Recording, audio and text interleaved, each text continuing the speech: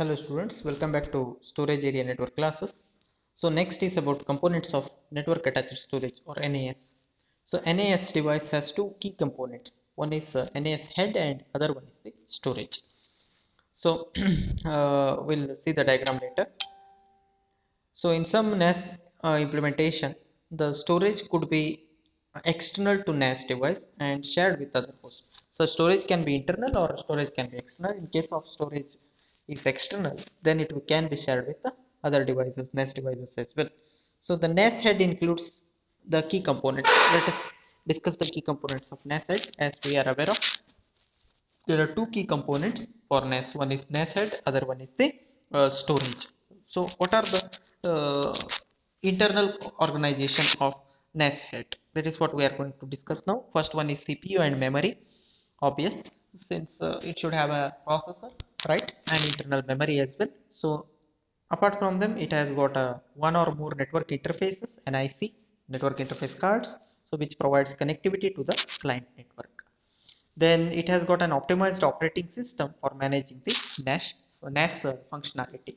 So this is must, since it has got a UCPU, then it should have an operating system as well, right, for functioning.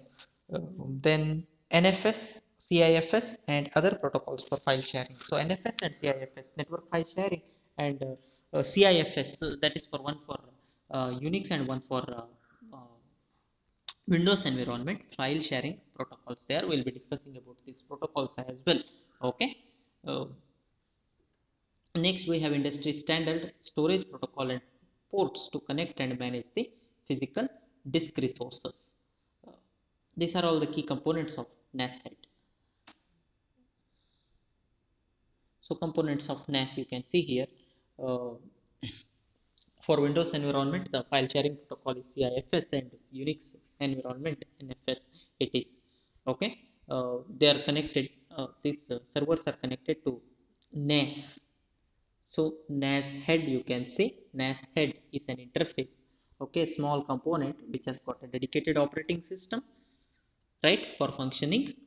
It has got a small CPU like microprocessor or microcontroller unit will be there. Okay. Uh, Then file sharing protocols are implemented to communicate to the servers, either NFS or CIFS, and other network interfaces NICs are installed. So this entire unit or entity, NAS head followed by storage area. You can see here on right hand side, left hand side, there are servers which runs on various operating systems, Windows or Unix. They are connected over internet using IP. Another important concept.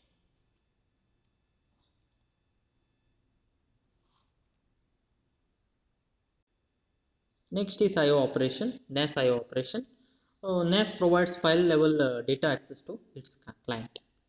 Okay, file IO is a high level request that specifies the file to be accessed. For example, a client may request a file by specifying its name. This is a common scenario, either name or location or any other file attribute. The process of handling IOs in NAS environment. These are the following steps. Okay, process of handling IOs in NAS environment. The first one is a requester or client which packages an IO request into TCP IP and forwards it through network stack. The NAS device receives the request from the network. Second step is NAS device which converts the IO request into an appropriate physical storage request. Okay, it can be a block level IO and performs the operation on physical storage for accessing the data. Next, when the NAS device receives the data from the storage, it processes and repackages the data into appropriate file protocol response, either network file sharing NFS or CFS. The fourth one, the NAS device packages this response into TCP IP again and forwards it to the client through the network. So here is the diagram. If you see the diagram, you will understand better. So client and NAS head. One side, left hand side, there is a client, then followed by the client request should be forwarded to NAS head followed by storage array, right? So between the client and storage array, there is a NAS head. So your request is taken by NAS head processed by NAS head. Data is retrieved from the storage array by the NAS head and provided the same will be provided to you, right? That is what illustrated in the diagrams. Please understand the diagram carefully. Theory you can easily explain if you understand the concept means. So client, through network interfaces, client is requesting for certain data. So a client request is forwarded to the NAS head. So NAS head network interface, once again network, it is connected through network interface, isn't it? So the same will be forwarded to the storage array. So uh, the client which is connected to the NAS head through network interfaces, or client head, NAS head is connected to the client through network interface, right? So client request is reached to the NAS head through network interface. And how they are connected? Storage array and NAS head are connected. They are connected through storage interface. The interface is different here, right? The same request is forwarded to the storage array through storage interface. That's it. Very simple. So network interface, whatever the request it has received, the NAS had received, it is forwarded to the storage array through storage interface. That is what second step is. Then in third step, what happens? The requested data will be uh, identified in the storage array, and the same is retrieved by the NAS head. That is what step number 3, right? Now the data is with the NAS head. Same thing should be forwarded to the client, hence NAS headed to client communication communicates through network interfaces. So you can see the step number 4 through network interface only. Very simple thing, right? If you understand the diagram, please try to understand the diagram carefully. The steps you can easily explain. So next is about the NAS implementation.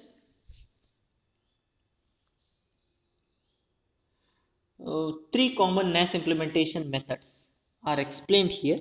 We'll be discussing them one by one. So first one is unified NAS, then gateway, and the third one is scale out. So in case of unified NAS, consolidated NAS based and and SAN based data access within a unified storage platform, and provides a unified management interface for managing the environment, both SAN and NAS. In case of gateway, the NAS device uses external storage to store and retrieve the data. And unlike unified storage, there are separate administrative tasks for NAS devices and storage. That is for gateway. Let us see the diagrams also later. And the third one is scale out. So scale out NAS implementation pulls multiple nodes together in a cluster. So a node may consist of either the NAS head or storage or both. Let us see how it is and all.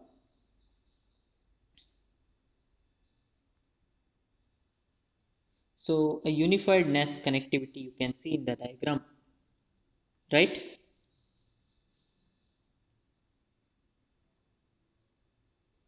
This is the gateway NAS.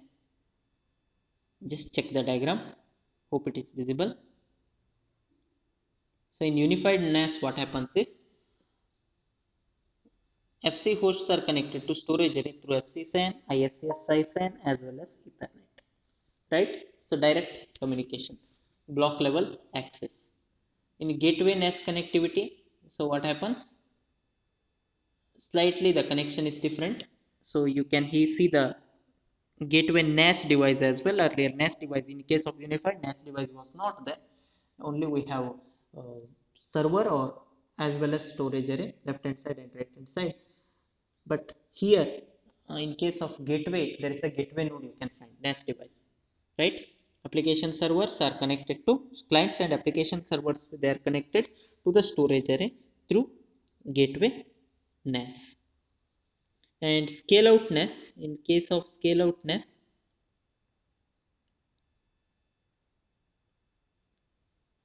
the switch configuration, scale out NAS, only the switch configuration you are supposed to study, where it has got internal and external switches. Okay, internal switch and external switch, that is for communication between the client and client host as well as the storage array. Okay, we will be discussing this configuration further uh, along whenever we speak about the file sharing protocols. Okay, please go through these diagrams. All the three types of diagrams. So for scale out only we have switch configuration, but for other two we have the diagrams, gateway NAS connectivity as well as unified NAS connectivity. Please go through the diagrams. Okay, try to understand them. Okay, let us continue our discussion in the next session. Thanks for watching. See you in my next video.